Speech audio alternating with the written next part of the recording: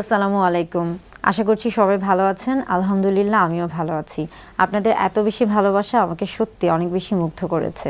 আশা করছি সবসময় আপনারা আমাদের ইউটিউব চ্যানেলটির সাথেই থাকবেন। কিছুদিন আগে যখন সেক্স এডু উইথ ডক্টর দৃষ্টি ইউটিউব চ্যানেলটির কাজ শুরু করেছিলাম, তখন আসলে আমি নিজেও কল্পনা করতে পারিনি যে আপনারা এত বেশি সাড়া দিবেন এবং আপনাদের এই ইতিবাচক সাড়াটি যেন ধরে রাখতে পারি। আশা করছি সেজন্য কাজ করে যেন যেতে পারি।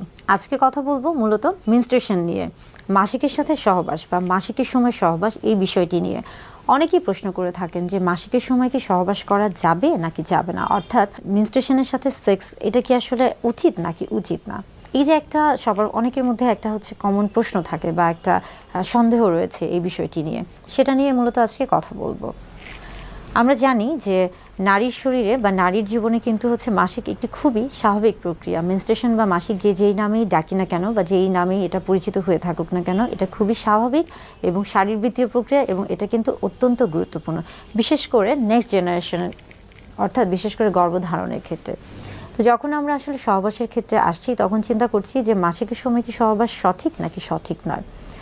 বিভিন্ন ধর্মীয় শাস্ত্রে বা ধর্মগ্রন্থে বলা হয়েছে যে মাসিকের সময় সহবাস অনুচিত, অর্থাৎ মাসিকের সময় সহবাস করা যাবে না। এটা হলো ধর্মীয় দৃষ্টিকোণ থেকে বলে থাকছি।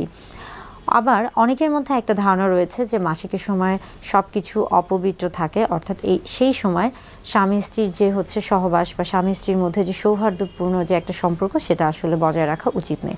এটা আসলে তার ব্যক্তিগত বিষয়। এটা আসলে নির্ভর করছে মূলত আপনার মানসিক অবস্থার উপর বা আপনাদের দুজনের স্বামী স্ত্রী উভয়ের মানসিক অবস্থার উপর।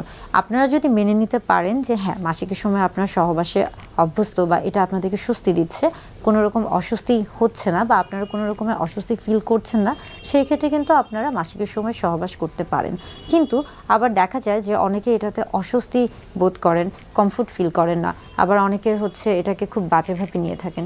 সেই ক্ষেত্রে হচ্ছে দরকার নেই, সেই ক্ষেত্রে আসলে আপনি যদি না করে থাকেন সেই ক্ষেত্রেও কিন্তু ক্ষতির কিছু নেই।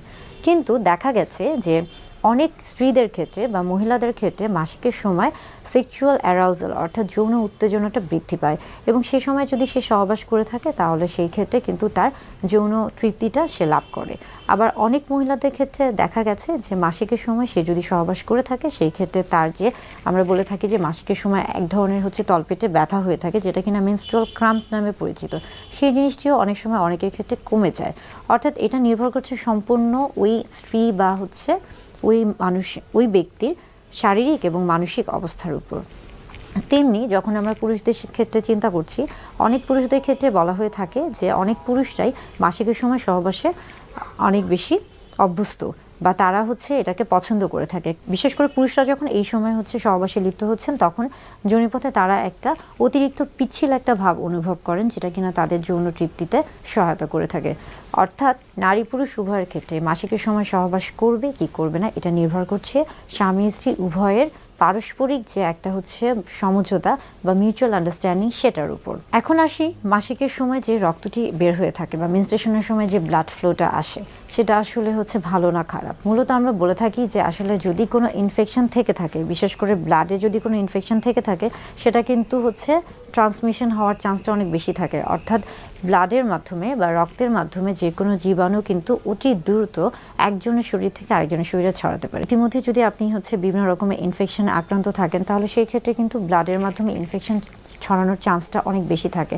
অর্থাৎ ওইভাবে যদি চিন্তা করে থাকি তাহলে এই ক্ষেত্রে কিন্তু সহবাস না করাই ভালো।